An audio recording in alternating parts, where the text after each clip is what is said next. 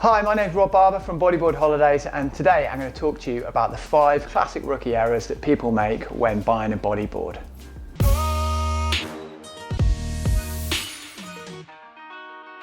Hi, my name's Rob Barber from Bodyboard-Holidays, and today I'm going to talk to you about the 5 classic rookie errors that people make when buying a bodyboard.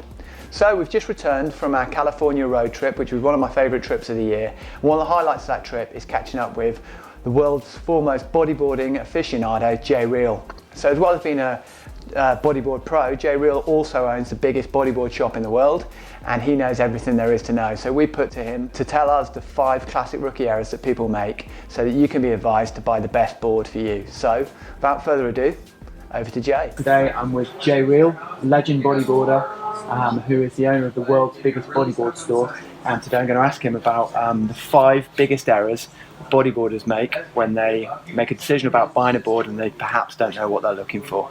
Yeah, thanks, Rob. Glad to have you guys here, of course. Yeah, I've been selling bodyboards for almost 20 years now, and a bodyboarder for almost 40. So I see a lot of folks come in, or they call, and they've made bad decisions on buying bodyboards sometimes in the past. They're coming to me for advice. So I have a lot of feedback on this. So the first one I would say is your mistake would be buying from a competitor of mine.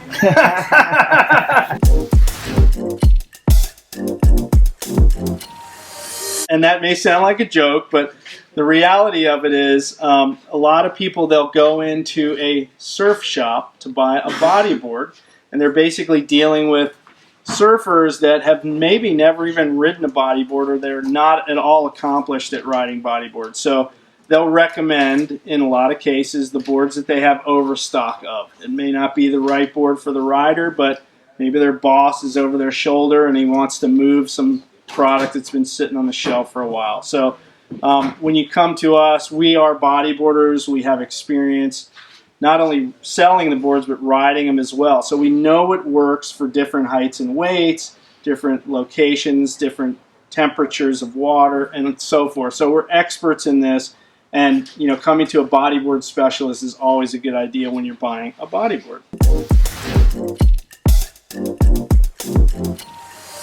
A lot of people come in and they say, I want this brand and this brand only because it's the cool brand. That, to me, is a big mistake. I tell people brand loyalty is great. That's what companies want. That's what every brand wants, is somebody to stick with their brand. But the reality of it is, in bodyboard manufacturing, there's 2 large factories overseas that make 80% of the boards on the market. The quality is uniform across pretty much all the brands nowadays. Wasn't the case 25 years ago, but it is now. And they're making several brands at each factory. They're using the same rolls of foam, same cores, same stringers, same slick bottoms, and the quality is, as I mentioned, pretty uniform across the board. So come in with an open mind. Don't be stuck on one specific brand. It's really important to get the board that's the right board for your riding style, your height and weight, and of course your price range. Number 3 would be buying the wrong size. So a lot of people kid themselves. They were bodyboarders maybe when they were 12 or 13 or 14 years old, and they rode a 41-inch board, and now they're 40 years old, and they weigh 250 pounds, and they think they can still ride that board that they rode when they were 15 years old. I see that almost every day at this business. So, for example, some guys come in here and they need this board because they maybe weigh 300 pounds, and a normal bodyboard just isn't going to float them properly. So they need to be open-minded and think, okay, I need a board with more volume, that's wider, thicker, to float my current body size. So I would just say have an open mind in terms of which boards you're going to ride now. It's not going to be probably the same board that you rode 20 or 30 years ago when you were younger.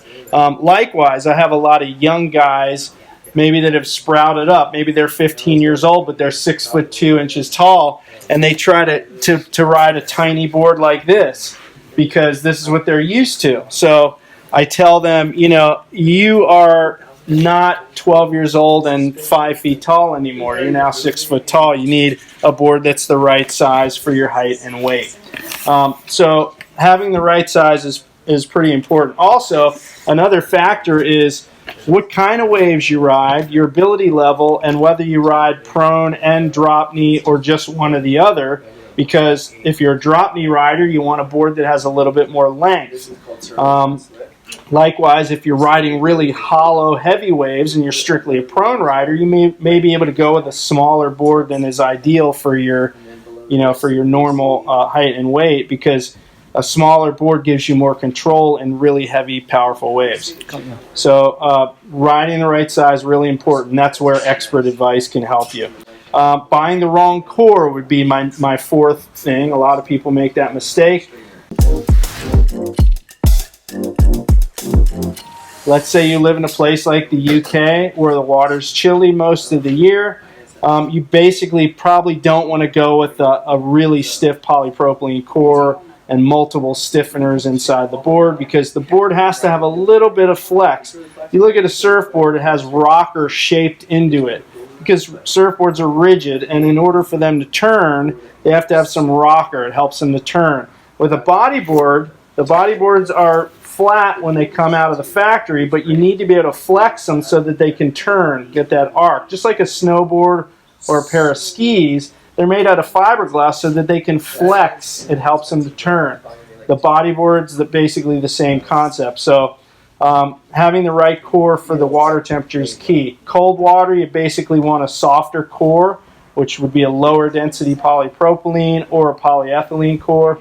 And for warm water, tropical water, you want a stiffer polypropylene core, because that core can handle warm water. It doesn't soften up so much. So core material, really important. Number 5 would be the mistake would be to listen to your buddies about which board to get. I get a lot of people in there and they're like, my friend said I should get this board and this size. There is no one size fits all in this sport. As I mentioned with all the prior 4 things, there is a board for every water temperature, every wave type, every height and weight, every riding style, and what you ride is going to be different than what your buddy rides. So don't take your buddy's advice for it. Come in, get expert advice, call, chat, whatever. And at least in our case, we have all those options available. People can come in and get advice, and I can help, or my staff and I can help direct them into the right board. So those are the 5 main mistakes that I see people make, and they don't have to make it. That's what we're here for. Cool. Thanks very much, Jay. Valuable advice from the world's professional expert on this subject. So yeah, check out Ebodyboarding, and buy the best board for you. Yep. Hope you enjoyed the video. If you did, give it a like. You can subscribe to our channel here. Watch more instructional clips right here. And if you want to subscribe to our mailing list, then please check it out in the link below.